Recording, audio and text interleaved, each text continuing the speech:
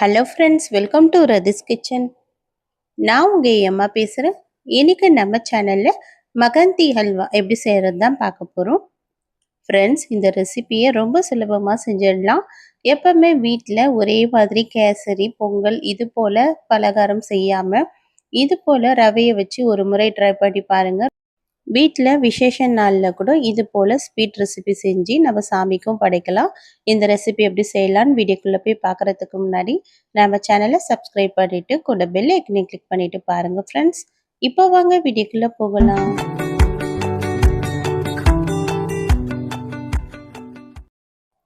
Friends, இந்த மகந்தி அல்வா செய்கிறதுக்காக இப்போ ஸ்டவ்வில் ஒரு அடிகனமான பாத்திரம் வச்சுருக்கேன். இப்போ இதில் ஒரு கப் அளவுக்கு ரவை சேர்த்துக்க போகிறேன். ரவை ரோஸ்டட் ரவையாக இருந்தாலும் பரவாயில்ல, ரோஸ்டட் இல்லாத ரவையாக இருந்தாலும் பரவாயில்ல.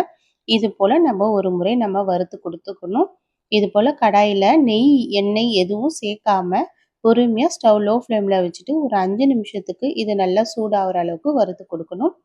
ரவை கலர்லாம் மாறணும்னு அவசியம் கிடையாது. இது பொறுமையாக வறுத்து கொடுத்தா போதும். ஒரு 5 நிமிஷத்துக்கு டைம் எடுத்து நம்ம இதை வறுத்து கொடுத்துக்கணும். இது போல் ரவையை நம்ம எடுத்து இது கரண்டியில் எடுத்து பார்த்து இப்படி கொட்டும் போது நல்லா ஈஸியாக அப்படியே நல்லா உதிரி உதிரியாக கொட்ட வரணும். அந்த அளவுக்கு ஒரு 5 நிமிஷத்துக்கு வறுத்துக்கலாம். இப்போ ரவையை நல்லா வறுத்தெடுத்தாச்சு. இப்போ நம்ம இதை எடுத்து அப்படியே ஒரு பாத்திரத்தில் மாற்றிக்கலாம். மாற்றிட்டு இப்போ நம்ம இது கூடவே நல்லா ஒரு 3 கப் அளவுக்கு காய்ச்சி ஆற வச்ச பால் எடுத்து சேர்த்துக்கலாம். பால் வந்து வெதவெதப்பாக இருந்தால் பரவாயில்ல, ரொம்ப கொதிக்க கொதிக்க சேர்க்கக்கூடாது. பால் நல்லா திக்கான பாலாக நம்ம இது போல் காய்ச்சிட்டு இந்த ரவையோடு சேர்த்து கலந்து விட்டுக்கலாம். ஒரு 10 நிமிஷம் நல்லா ஊறினதுக்கு அப்புறமா இப்போ ஒரு கடாயில் 1/2 கப் அளவுக்கு நெய் சேர்த்துக்கலாம். 1 கப் அளவுக்கு சர்க்கரை சேர்த்துக்கலாம். நம்ம 1 கப் அளவுக்கு ரவை எடுத்தோம், அதே கப் அளவுக்கு சர்க்கரையும் நம்ம சேர்த்துக்கலாம். அப்போ தான் கரெக்டான இனிப்பு இருக்கும். இதை நல்லா முதல்ல சர்க்கரையை கலக்கும் போது நமக்கு உதிர்த்து உதிர்த்து ஒரு மாதிரி தூள் தூளாக வர ஆரம்பிக்கும் சர்க்கரை. நம்ம ஐ ஃப்ளேம்லேயே வச்சுட்டு இது போல் கலந்து கொடுத்துட்டே இருந்தோன்னா ஒரு 2-3 நிமிஷம் ஆனதுக்கப்புறம் இது போல் சர்க்கரை நல்லா கரைஞ்சி நல்லா கேரமல் பதத்துக்கு வர ஆரம்பிக்கும்.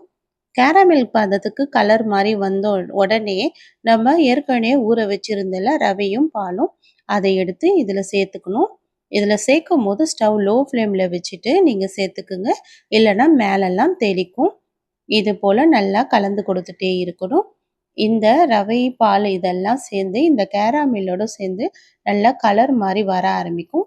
இது நல்லா திக்காக தான் இது நல்லா ஈரப்பதெல்லாம் நல்லா குறைஞ்சி நல்லா திக்காகி வர அளவுக்கு நம்ம கைவிடாமல் கொஞ்சம் கலரிட்டே இருக்கணும். இப்போ நான் இதில் கொஞ்சமாக குங்குமப்பூ சேர்த்துக்கிறேன். குங்குமப்பூ உங்ககிட்ட இருந்தால் சேர்த்துக்குங்க, இல்லைன்னா இதை ஸ்கிப் பண்ணிக்கோங்க. இது ஆப்ஷனல் தான். குங்குமப்பூ சேர்த்துட்டு இப்போ நல்லா இது போல் கலந்து கொடுத்துட்டே இருக்கலாம். இது நல்லா கலந்து கொடுத்துட்டே ஒரு 5 நிமிஷம் ஆனதுக்கப்புறம் இப்போ இந்த ரவை நல்லா இருக நல்லா இது போல் திக்காகி கலர் மாதிரி வர ஆரம்பிச்சிருச்சுல. இந்த கேராமில் கலர் பதத்துக்கு இந்த ரவை வந்து மாறி வந்துடுச்சு. இந்த நேரம் ஸ்டவ் ஆஃப் பண்ணி விட்டுடலாம். ஆஃப் பண்ணி விட்டுட்டு நான் ஏற்கனவே நெய்யில் முந்திரி, திராட்சை, பாதாம், பிஸ்தா இதெல்லாம் நெய்யில் போட்டு நல்லா வறுத்து வச்சுருக்கேன். இதையோ நெய்யோடவே சேர்த்து இதில் சேர்த்துக்கலாம். சேர்த்துட்டு நல்லா கலரி விட்டோம்னா நல்லா டேஸ்டியான மெகந்தி அல்வா நமக்கு ரெடி ஆயிடுச்சு.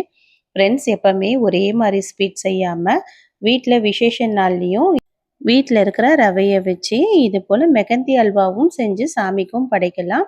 இது ரொம்ப சுலபமான ரெசிபி தானே ஃப்ரெண்ட்ஸ். கண்டிப்பாக ஒரு முறை ட்ரை பண்ணி பாருங்கள். ட்ரை பண்ணி பார்த்துட்டு எப்படி இருக்குன்னு எனக்கு மறக்காமல் கமெண்ட் பண்ணுங்கள். இந்த வீடியோ பிடிச்சிருந்தா லைக் பண்ணுங்கள், உங்கள் ஃப்ரெண்ட்ஸோடையும் ஷேர் பண்ணுங்கள். தேங்க்யூ.